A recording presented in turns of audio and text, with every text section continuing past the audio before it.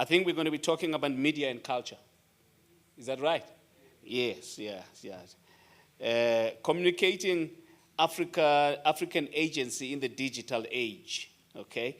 A consultation on ACHPR, Resolution 630. This is going to be moderated by MOXIE, formerly known as Media Monitoring Africa. Can I therefore ask the moderator, Ms. Lister Namumba Ricotso, Program Manager at MOXIE, to take the seat, to come close. And then I think she'll tell us who is going to be part of that. Okay. Thank you. Thank you. Oh, sorry, it's mine. I'm wondering what's going on. But thank you for that introduction, and thank you for having us here. So we are, well, as MOXIE Africa, we were involved in the M20, the Media 20 Summit, which has been mentioned, and which will also be delved into tomorrow at 12:30. So we are going to have a very good panel made up of people from civil society, including the South African National Editors Forum and MOXIE Africa, who were the pioneers of M20 or among them. So that will still happen tomorrow. Today, same organization, MOXIE Africa, we heard that there would be a lot of smart people at this conference, and we thought, well, let's go and consult from them as well, because as you might be aware, there are 4 resolutions right now that were adopted in March. So 3 were adopted in February, March this year by the African Commission on Human and People's Rights. And I will just focus on one of them. Before, as we are setting up, my name is Lista Namumba Ricotso. As introduced, I'm from MOXIE Africa. We're rebranding from Media Monitoring Africa. I'm here with my colleague, Tino Tenda, who I'm working on this project with. So we're just trying to set up. Tino, do you want to say hi to these smart people that we are consulting from? Hi, everyone. My name is Tino Tenda. I'm from MOXIE Africa. I'm also doing my PhD. I'm hoping I have an impact in my knowledge. Yes, you will. Okay. While that is going on,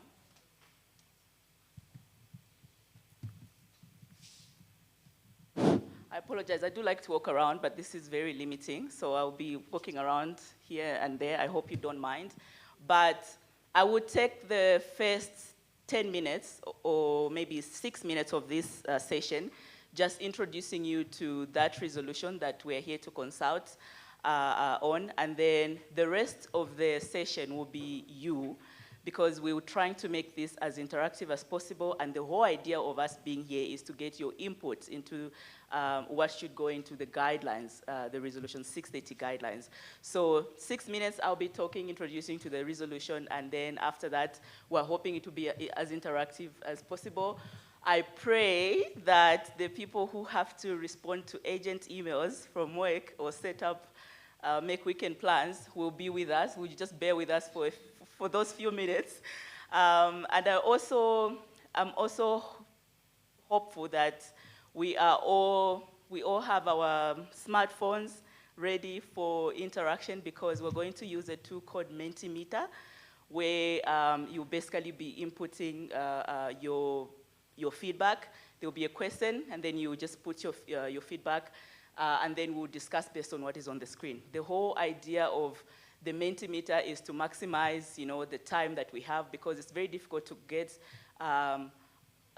actual feedback in such a setup where you only have 1 hour.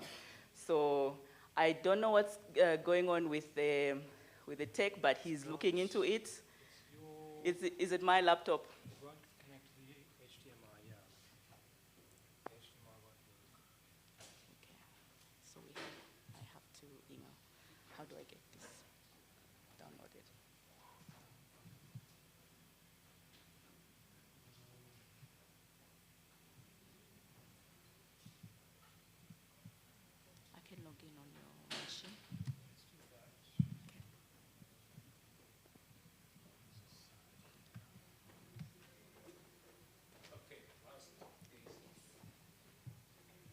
whilst they're still setting up, did you want to ask a question?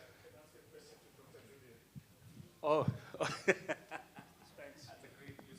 Thank you. Dr. Dube, just a quick thing around the Stockwells as you looked at them. What did you see as kind of the key lessons from the organizational and leadership structures of these entities?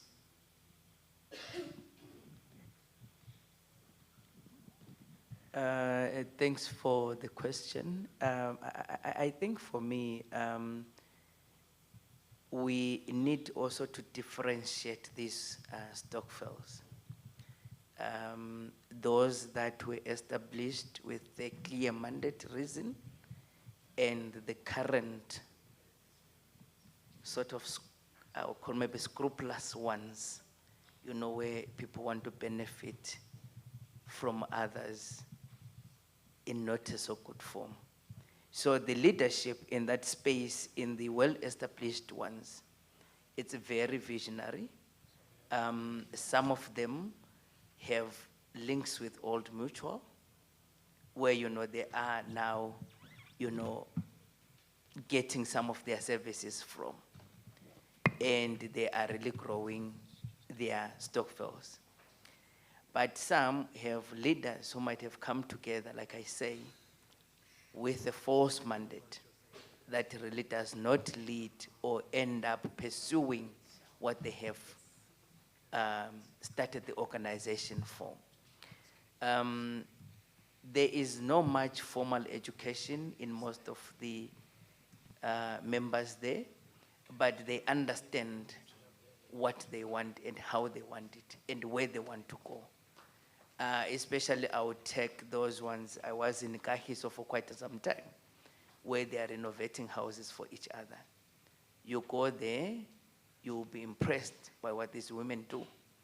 And they do not have much in terms of formal education, but their mandate is very clear. And they are goal-driven, most of them.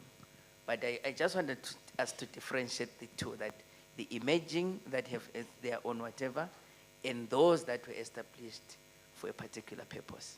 thank you. Okay, so we are ready. I'm going to just play a 2-minute video by the Special Rapporteur for Freedom of Expression and Access to Information in Africa, who just wants to say hello and encourage you to, well, thank you for participating and encourage you to participate. Good morning. I'm the Special Rapporteur for Freedom of Expression and Access to Information with the African Commission on Human and People's Rights. As you are all aware, the Commission passed 3 resolutions, namely Resolution 620, Resolution 630, and Resolution 631 last year. And good morning. I'm the Special Rapporteur for Freedom of Expression and Access to Information with the African Commission on Human and People's Rights. As you are all aware, the Commission passed 3 resolutions, namely Resolution 620, Resolution 630, and Resolution 631 last year. And these relate to data. Resolution 620 is on access to data. Resolution 630 is on platform accountability and fact-checking.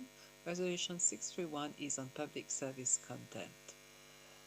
The Commission has mandated me for these 3 resolutions to draw guidelines, and this is why we're coming to you for you to give your inputs so that guidelines can be drawn. For Resolution 620, I'm supported by African Alliance on Access to Data. For Resolution 630, I'm supported by Media Monitoring Africa and UNESCO. For Resolution 631, I'm supported by SOS Support Public Broadcasting Coalition. So Resolution 620 is about promoting and harnessing data access as a tool for advancing human rights and sustainable development in the digital age. Resolution 630 is about assisting states to monitor technology companies in respect of their duty to maintain information integrity for independent fact-checking, and Resolution 631 is about working towards the assessment of public interest content in this digital era and developing guidelines to ensure public interest element for all platforms operating in Africa. The Commission has also passed Resolution 639 in July 2025, mandating me to update the model law on access to information to incorporate the digital aspect, so that in fact whatever comes out of these three resolutions, that is 620, 630 and 631, will feed in greatly for the Resolution 639 on updating the model law on access to information. I therefore urge you all to give all your inputs for these three resolutions, and so that we can draw up guidelines which will be helpful for all African states and Africa as a whole. Thank you.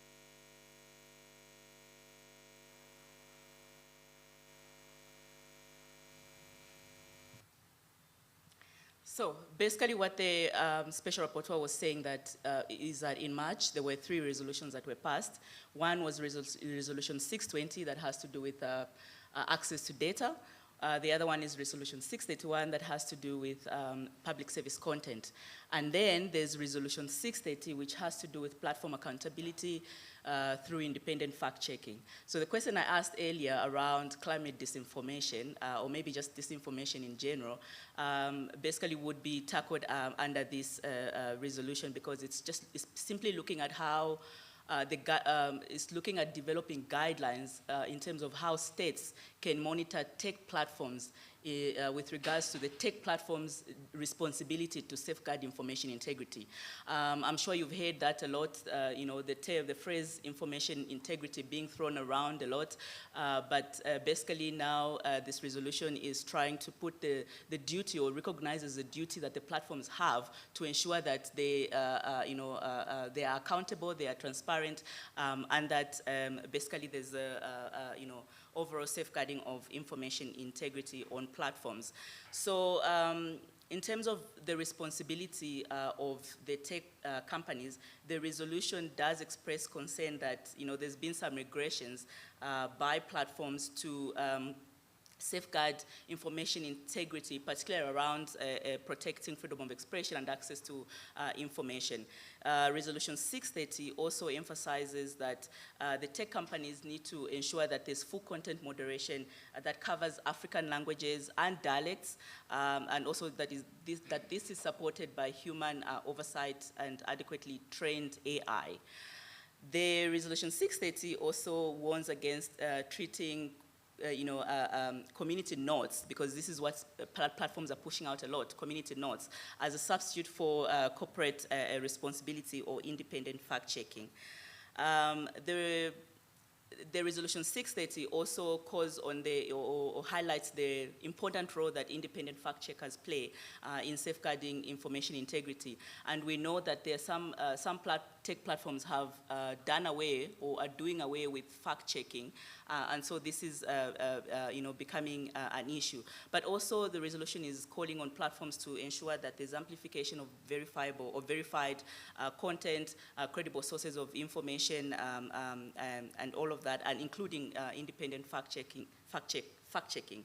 One of the most important things that Resolution 680 is calling for is that the tech platforms need to do due diligence when they are operating in Africa. I mean, they're operating in Africa, but they need to do due diligence, and this in form of human rights impact assessments. So that is coming out a lot in the resolution, and that these human rights impact assessments must be in line with the United Nations guiding principles on business and human rights. So the resolution mandates the Special Rapporteur, as has been mentioned, to develop these guidelines that will enable states to fully or effectively monitor tech platforms in terms of what the tech platforms are doing to safeguard information integrity. And MOXIE Africa, which is rebranding from Media Monitoring Africa, is doing this work on behalf of the Special Rapporteur, and this entails us to go around Africa getting input from different stakeholders at gatherings such as these, or or one-on-ones, to ensure that the guidelines are developed with as diverse after getting as diverse with diverse inputs. So we are very pleased that the center gave us this opportunity to come and consult from you, and we are hoping that you have your phones ready, and when there's this QR code on the screen, you scan it and just respond. But this is how we're going to run it. There will be a question on the screen that will be shared, and then you will just open your QR code, scan the code. It will take you to a question. You answer that question. The responses will be displayed on the screen, and then we're going to take it from there, maybe ask for one or two comments depending on what is on the screen. And then afterwards, we're going to have Tenda just wrap up for us in terms of what would have come out from the discussion. So I'm going to go right into Mentimeter because we did waste a little bit of time. So please have your phones ready and to scan that code there. And you can respond there.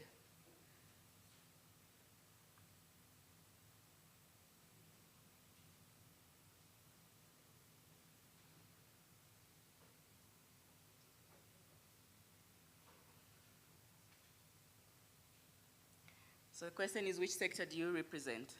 I think that's a good scene-setting question, just to get everybody comfortable with using it. All right, so we have academia, we have people from higher education, mostly it's academia, research, and healthcare. Thank you so much. I don't know, we can give it a few seconds for others to respond, but it's mostly academia, research, and hospitality. I think I even know who's responding hospitality because she introduced herself earlier. So as you are interacting with this, please know that whatever data is being collected will be used within the confines of the law. And in terms of this consultation, if you want us to say, Dr. Dube said this and that, we can do that, but otherwise, we encourage you to participate anonymously. I should mention also that we do have an online consultation form that we will share at the end. In case you want to interact with these questions yourselves in your own time and give feedback in your own time. All right, we're still with the ice-breaking questions, and then after this question, we're going into the next one. So there's a next one on the screen. And this is exactly how we're going to be moving. So I'll just be doing next, and then you respond.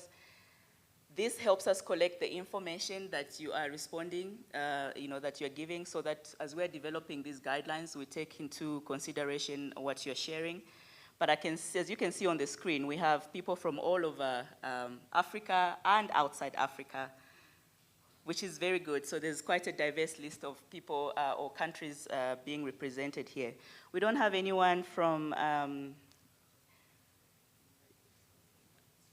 Australia, or from North America, or from South America. But it's not a trend smash because this session is for Africans.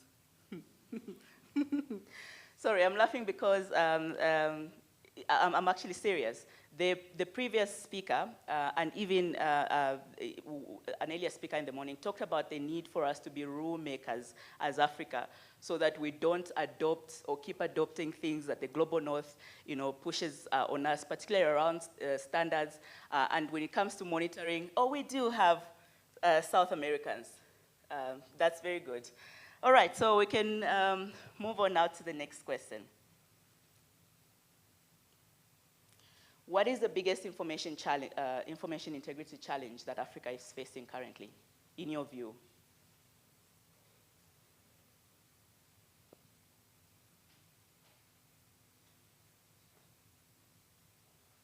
There are no right or wrong answers. I'm not going to come and say, we have this answer, can you explain? That's not what we're doing. Trump. Trump always comes up when we ask this question.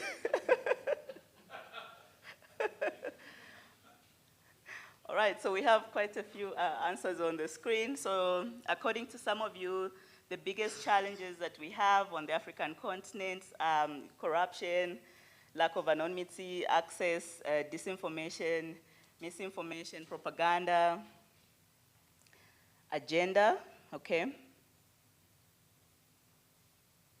Unqualified individuals sharing about topics they don't know, misinformation and underinformation, that's very interesting.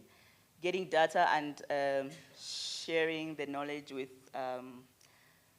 whom it may concern, depending on the context, but generally I think language policies and language barriers play a significant role. Okay, so there are a few answers that are coming up. What did you mean by agency? Or if there's anybody who wants to talk about that, agency being the biggest challenge that information integrity ecosystem is faced with. Agency? Yes. We silence ourselves. What do you mean by that?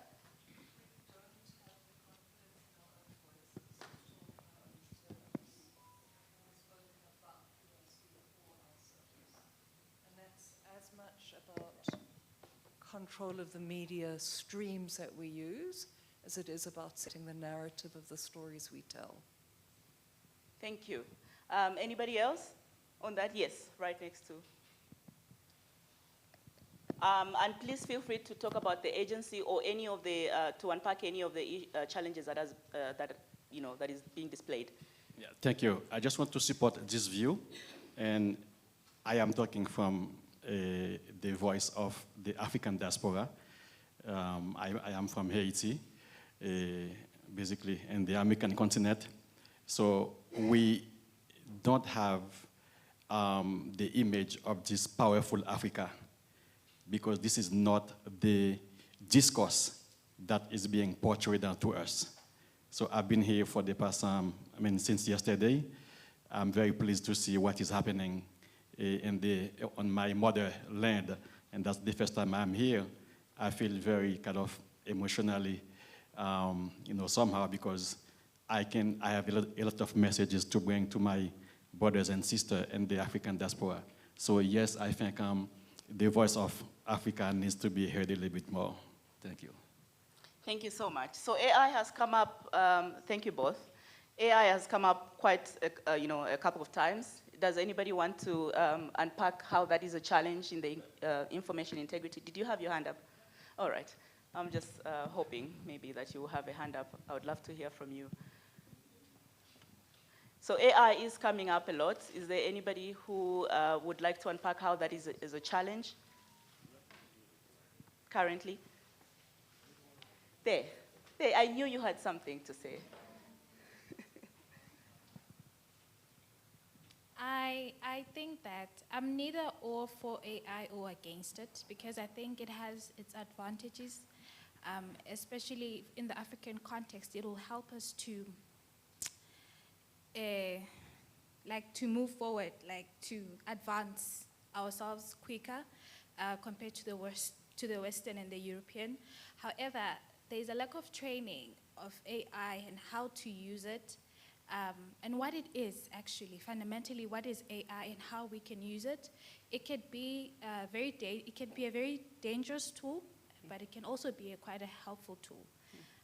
So I think we need to train. Africa needs a very deep training on AI to use it to further and advance development in the African continent.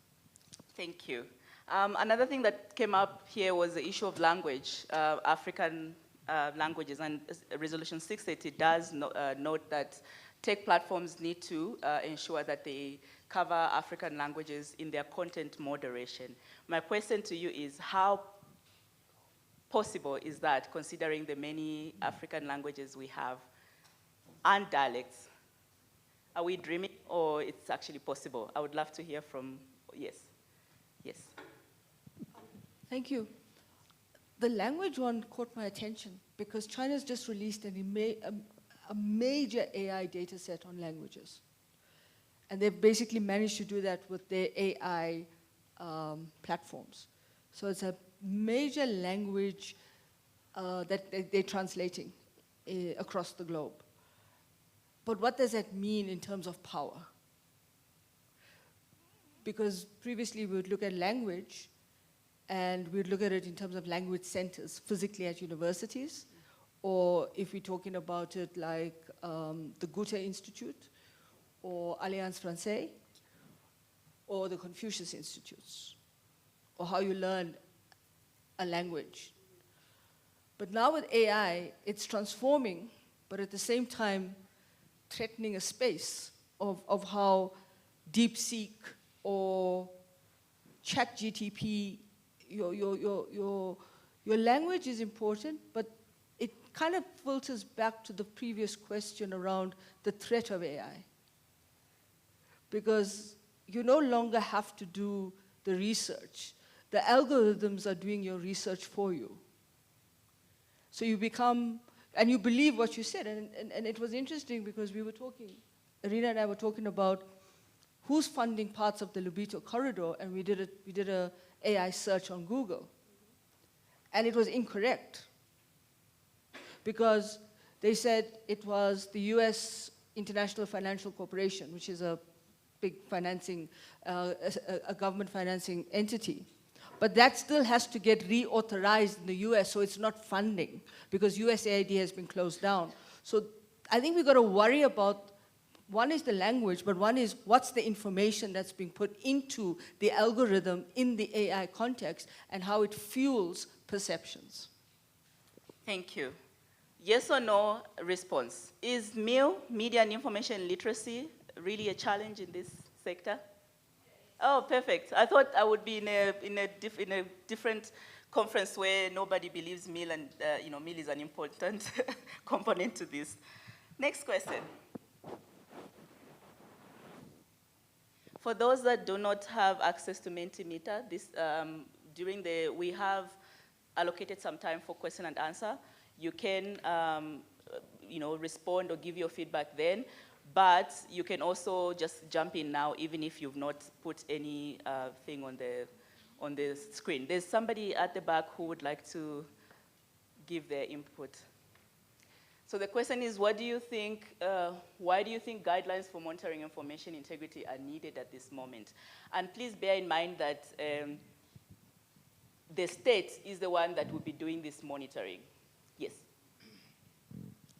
Okay, I think in the challenges, there's another challenge that I think as human beings, maybe we need to be in a way that it's either, let me say, we're going to church more, like in the way that, according to the way that we are living, like, you have the challenges like in the way that, in fact, I would say we don't know how to live together, like in a way that, let me say, even I would say maybe many men, like, they won't be able to live with the women, like in a way that maybe they marry, something like that, because of the life, like I would say maybe many men, they are single, like, let me say not only men only, but in a way that, okay, there's also a GPV is trying to solve, some things, the things that they happen into the humanity of people. Like, yes, in that way that maybe when it happened, let me say the GPV, most of the times when they present the story, like it comes in a way that men, they kill the woman, something like that. And then sometimes I remember at another hall, they were addressing, and then after that, when I reached home, I found that there's a man whom was humiliated by her woman, and then his family took him. And then the man, after the visit, 2 weeks visit to her, and then the man came back, and then I found that after coming to that community meeting, that woman slaughtered that man. All So right, therefore, sorry, is, sir. is that part of? Sorry, I no? do hear so you, that's but why I said 30 people seconds, they please. have to maybe tell her they pray, something like that. Okay, thank you so much for your input. Yes. I struggled to get what you were saying, but we are recording the audio for our reporting purposes, so we'll be able to, if I missed anything from now, I will be able to get that from the audio recording. So thank you so much. There's a lot that's coming up on the screen. Is there anybody who would like to respond to what is on the screen in terms of the responses to that question? So we're getting, Poppy is coming out. I saw something about pie as well. I think we are all familiar with Poppy. So Poppy, this is a Protection of Personal Information Act. And then we have PIA, which is the, but it has to do with access to information. Thank you. For me, it's the plain and simple fact that the public is entitled to information. Correct information and information that has been checked. We are entitled to it. We mustn't forget that. Thank you so much. And for raising that, because now what's happening is that on some platforms, the onus is on you, the user, to fact check the information. Now, how possible is it that when you're scrolling on TikTok or Facebook or X, that you're going to fact check each and every piece of information or content that you get? So unfortunately, this is why we need these guidelines, because now I shouldn't have, I should have some responsibility, yes, but the onus shouldn't be placed on me to do that. So thank you so much for raising that. Yes, please. Sorry, and to build on what Irina's saying, but that's precisely the crisis, because then people use that as truth or fake news or whatever, and it builds up the level of instability or tensions and whatever. You see these videos that go viral with no kind of understanding of the context. We saw it very recently in the White House. But that's how you got to think about what does AI do with algorithms and stuff like that. Thank you so much. We're going to get two, and then we move on. We've got 20 minutes. We've got plenty of time. If you all just speak 30 seconds each. Thank you. As the last two speakers are giving their inputs, I'm just going to go right to the next question. What comes to mind when you hear state monitoring of tech platforms' duty to safeguard information integrity?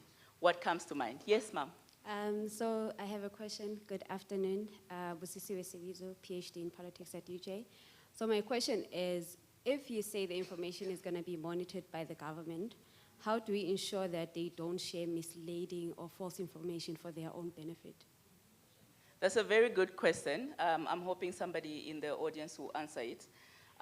So the state monitoring that is going to take place with Resolution 680 or with the Resolution 680 guidelines is the state monitoring of tech platforms and tech platforms' duty to safeguard that information integrity. So there's been a lot of concerns raised at, at consultations where there's a fear that the states will be surveilling, and this shouldn't be coming from me. This should be coming from you. There's surveillance on the there's surveillance on the screen. So which means it's also a real concern here.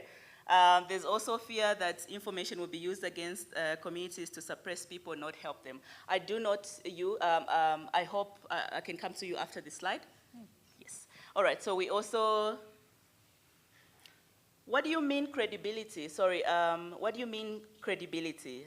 Please just unpack that in terms of what comes to mind when you hear state monitoring. And before somebody unpacks credibility, yes, ma'am. Yes. It actually links through to this. I think guidelines are all very well and good, but if there are no sanctions for not applying them, what's the point, first? Secondly, yes, the public has the duty, well, the public has a right to correct information, but in a post-Trump, post-truth world, what is truth? And we know that all information serves a purpose, and the purpose is to encourage some kind of behavior through some kind of changing in values. So in a way, it also links to this. Is state, in whose interest is the information anyway? True.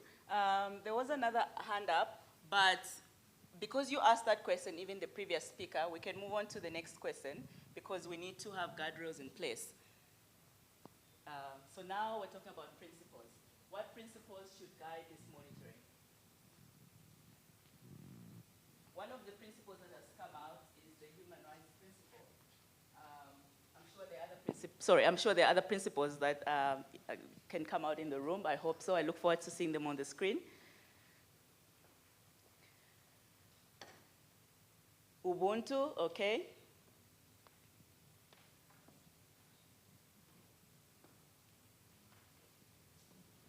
Well, transparency is coming out a lot. That's good. May we have somebody to unpack transparency for us? Transparency on whose part?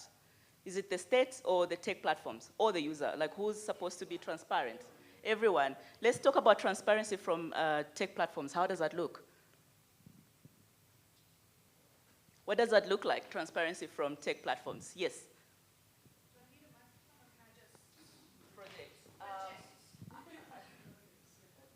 So for tech platforms, they need to disclose 100% where the data, for example, with South Africa, right? South Africa has a Huawei center, but the data it gets from Zimbabwe, for example, from Zimbabwean users goes to China. So now the issue now is how South Africa is contravening another country's sovereignty in terms of data rights. Here, the tech platform really needs to disclose what, where the data is going to, so what is happening with it specifically. That's my Thank you. I saw something about Ubuntu. How does that look in this case? Ubuntu.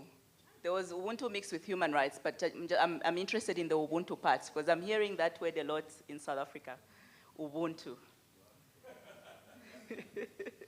What does that mean in this context? Sorry?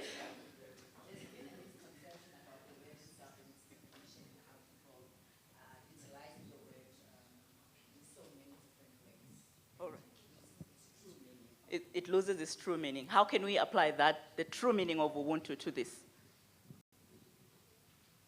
Considering that we've been misusing it. It's just being accountable to take care of the information that you have and be able to have processes and frameworks where you're storing that information so it's protected. Processes and frameworks. Thank you. Is there anything else to unpack here? I think it's quite clear. I think this should be one of the last few questions. There are some countries in Africa that don't have access to information laws. There are some countries in Africa that don't have data protection laws. There are some countries that have those laws, but they don't implement them. There are some countries that have those laws, but implement them, however, not fully. In terms of legal frameworks, is there anything that is needed to enable better oversight or better monitoring of tech platforms? That's the next question on the screen. Big, fat fines. Love that.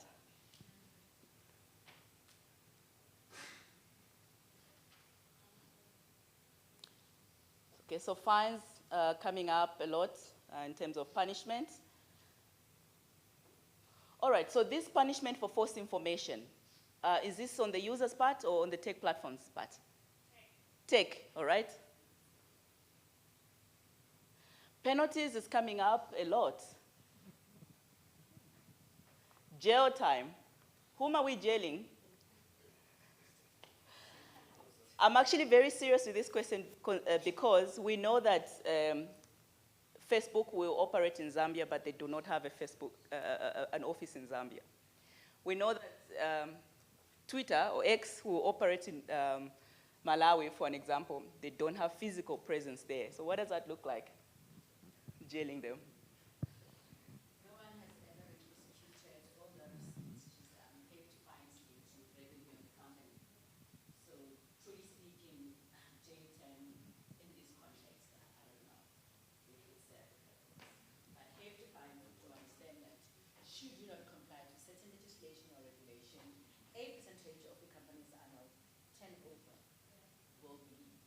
Yeah? All right. Sorry about that. Thank you. Is there anyone who has a different view? So there's penalties and jailing that's coming out a lot. Is there anybody with a different view? Prior to wholesale change, we must exhaust existing regulations and encourage regulators to treat information integrity within current mandates. All right, so there's I guess that person feels that the current legislation that we have or regulation that we have is sufficient, and with that we must just implement it. Then there's a call for an updated policy on AI, copyright, and clear penalties. Thank you so much. However, in addition to the penalties, with the new bill on employment equity, what the minister has then proposed in that bill, which was just presented, it then says that should you not comply with certain rules that are in the legislation, you shall not trade with the government for over 12 months. As a penalty. Thank you. All right. There's another question?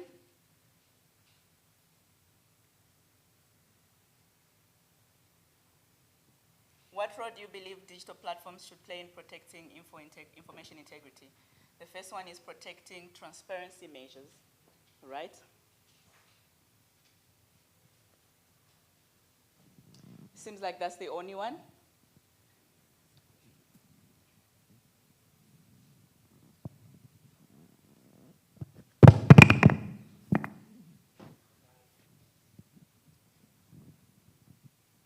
Detect and limit the spread of harmful misinformation, especially during high-risk events, and high-risk events are during elections, during health crises, during climate crisis, or periods of unrest. There's an enforcement of accountability of users, all right? So I love it when I see that there's some responsibility that's placed on users as well, because I think we also have responsibility in this case. Privacy that word should be maintained. These are very good responses. Enforcement of accountability of users. I wanted to unpack that, but unfortunately we don't have time, so I'll just go to the last question now. So Resolution 630 calls on or proposes that there should be a multi-sectoral approach to this monitoring. And even, just the development of the guidelines to ensure this monitoring. And this is why, one of the reasons why we're here. So now, in terms of, when it comes to the implementation, what partnership models do you think would work to help states effectively do this monitoring? Especially considering the fact that there's need to be engagement with external factors, including civil society and tech platforms themselves.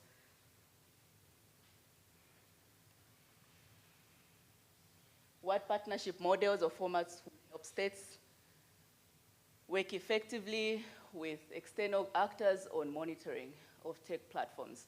So the first one is legally binding contracts that are publicly accessible, take out the secrecy, public-private partnerships focused on information integrity. Yes, may I just unpack public-private partnerships and how that would work? What do we mean anyway? That's such a mouthful in terms of this work. All right, it's okay if you do not want to respond. NPOs, I feel like I missed something very important on NPOs. Deload some regulation on sectoral bodies, active membership of which guides public procurement. Data collection, assessments, and education practices must be co-created. All right, so these are very helpful suggestions. I can't pick on which one to unpack. Is there anybody who has something to unpack on that one?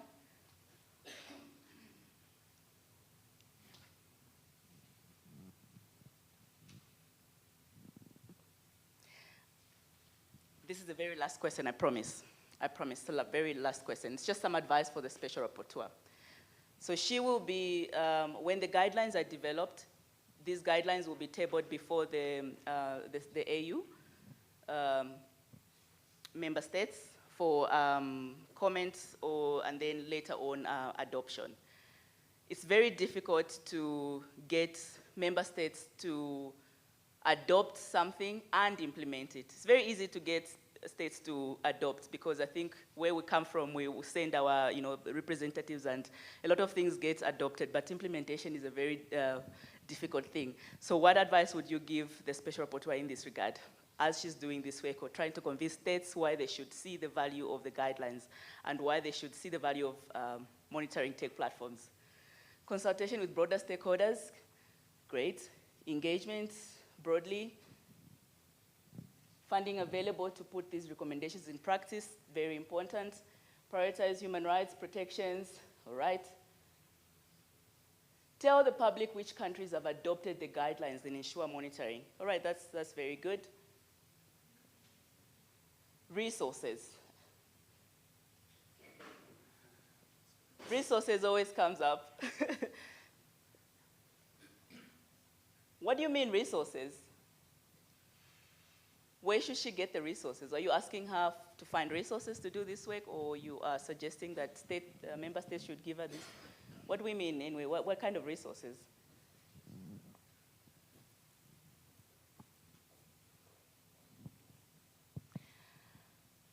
Is there any question or any overall input on these guidelines that we really, really must take into consideration as we end this session?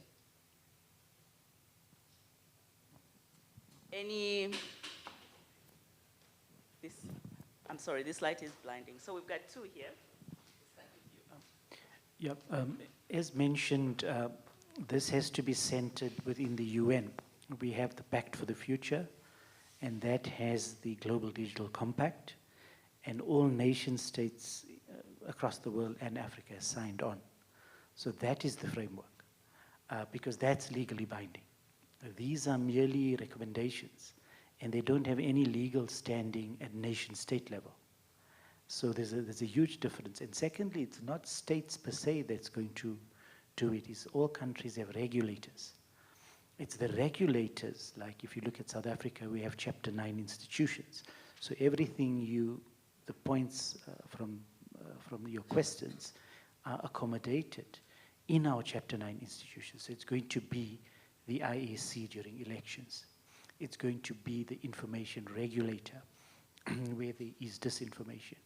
It will be the Human Rights Commission where rights are infringed on platforms. So I think it's important again to state that the UN will lead, not self-regulating. So these are self-regulating mechanisms, is what big tech likes, frankly. They like self-regulation because they then will write the rules and they will regulate. So if you really want a citizen-centric African ownership, it's the UN. And we all know the AU has no enforcement power. The AU is merely a symbolic organization. It's not like the EU, which is a treaty. And in the EU, if you pass a law, every nation state is then obliged to implement. So I think there's a huge difference between what this is mainly self-regulation, a kind of lobby for self-regulation, whereas we now must talk about what the UN is saying. There is a global digital compact, and every year nation states need to report on the Pact for the Future, what they are doing, all the line items. And that goes to the UN General Assembly.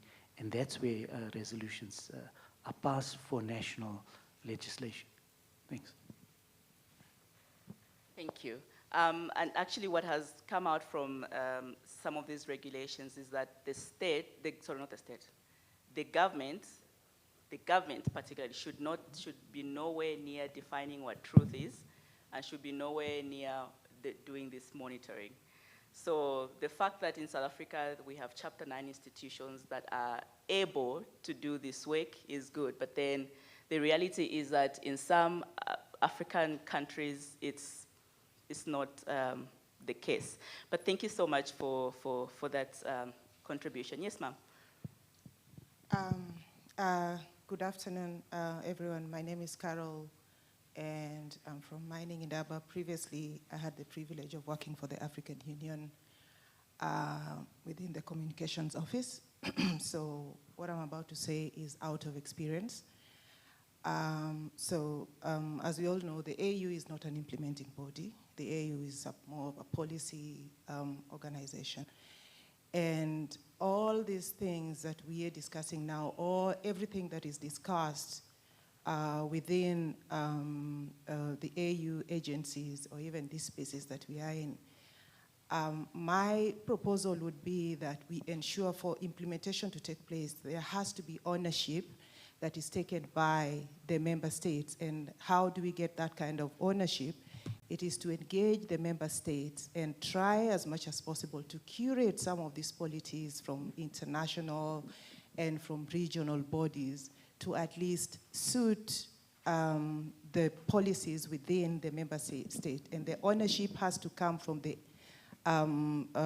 parallel institutions within the member states, those particular member states as well. Otherwise, we will always be making rules and the policies, and they go through the STCs, and they're adopted by the summit. And at the end of the day, honestly, the summit do not know exactly what they are adopting at the end of the day. The summit know that the technical people have already read them, and then they will look at, is Zimbabwe adopting, is Zambia adopting? No problem, we will also adopt. But then at the end of the day, they do not know exactly what they're adopting. So the bulk of the work lies in what happens after the summit. Is there a follow-up that some of these policies were implemented or not? What can we do? And there also has to be, and at the end of the day, for these laws to become law, they have to go through parliament. So are we sponsoring some of these policies are we sponsoring them for them to be enacted into law within those member states? So the work just doesn't stop at having it up to the summit. They will gather dust, and that is what happens within the AU states, even within the UN organizations. So the work begins from that adoption from the international bodies. Now the work begins after that. What do we do? You'll go to Zambia. What do the laws of Zambia say? What do the laws in Kenya say? Is there any point of convergence between the two? What can we tweak? What can't we tweak? Otherwise, I know this court is in Arusha, but we all know what is happening in Arusha right now with the journalists. And yet this court is in Arusha. So what exactly is going on? Is there anything that after this research or this study is going to recommend to Tanzania, for instance, and then after which, is there going to be a follow-up with the Tanzanian laws and the legislatures on how to implement some of the findings from and recommendations from this? Thank you. Thank you so much. So we only have 3 minutes left, or 2. We only have 2 minutes left. Ma'am, please take 30 seconds. I'm going to give 2 minutes to Tinotenda to just wrap up, and then we'll be done. Thank you. I'm Togozani from Political Studies here at Wits. I think that in media monitoring, we're focusing a lot on state-society relationships and distrust of the state. But I think there's still far more going on social media that requires protection, such as things around children's rights, what children can view, what they can access, issues of images that are shared often without people's consent, sometimes revenge porn, and then finally, considerations around sharing violent images in general. So I know here in South Africa, one huge issue we have is bullying in schools and people just sharing videos of children being beaten up or harassed. And those videos often don't come with a warning. So I think those are some side issues that may not seem big or seem like bread and butter issues when we consider state-society relations, but they will still count in the long term. Thank you so much. And you are right, there's so many issues that, that the platforms are allowing, in terms of harmful content that the platforms are allowing online. And children, that's a very big issue. And it's not just also social media, it's also in AI. I'm sure we heard of that case where a teenager was assisted by AI to unalive themselves. So these are real issues. And when we talk about platform accountability, we are talking about the fact that platforms themselves have to put in place certain measures or systems that will enable or that will ensure that children are protected from such or other vulnerable groups.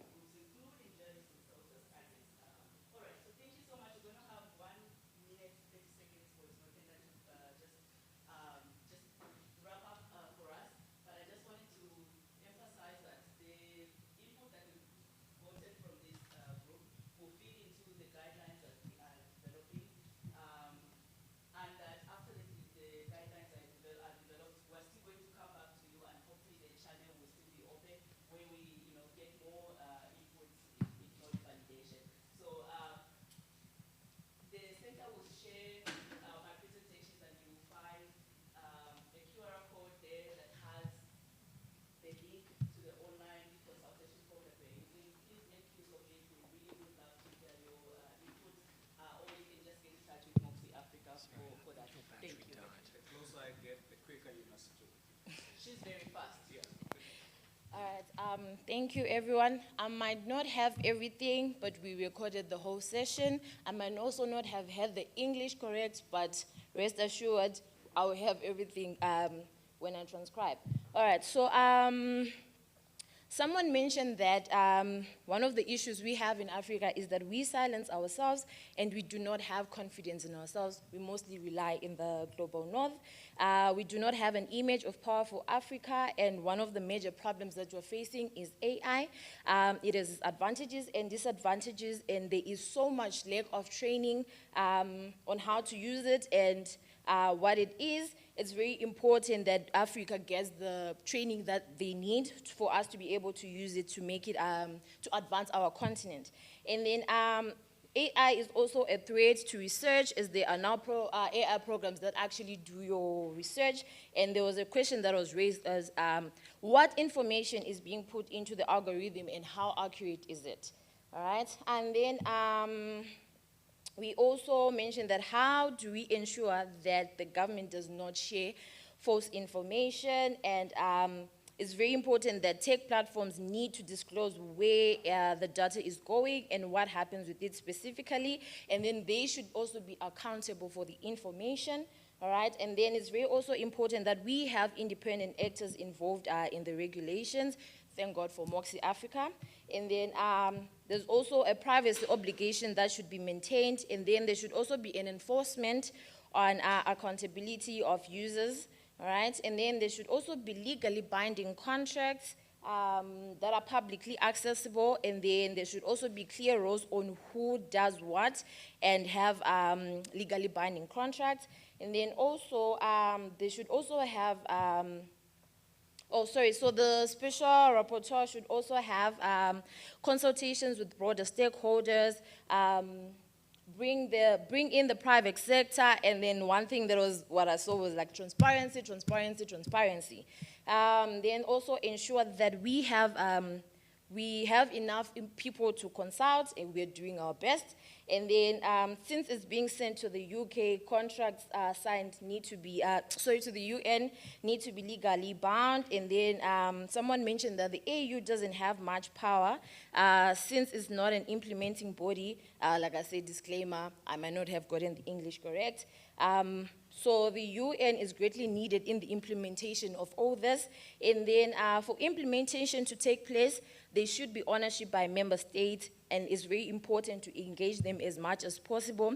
And then about the videos that you mentioned, guys, if you ever see anything, misinformation, disinformation, please report it to real411.org. We'll actually do something about it. All right, and then we thank you guys for your participation. This was very helpful. Thank you, Tim. Thank you so much. Don't blame the organizers, blame me. But I think we did well. Let's give them a round of applause. My brother Ashraf just shared with me this from IDG, Institute of Global Dialogue.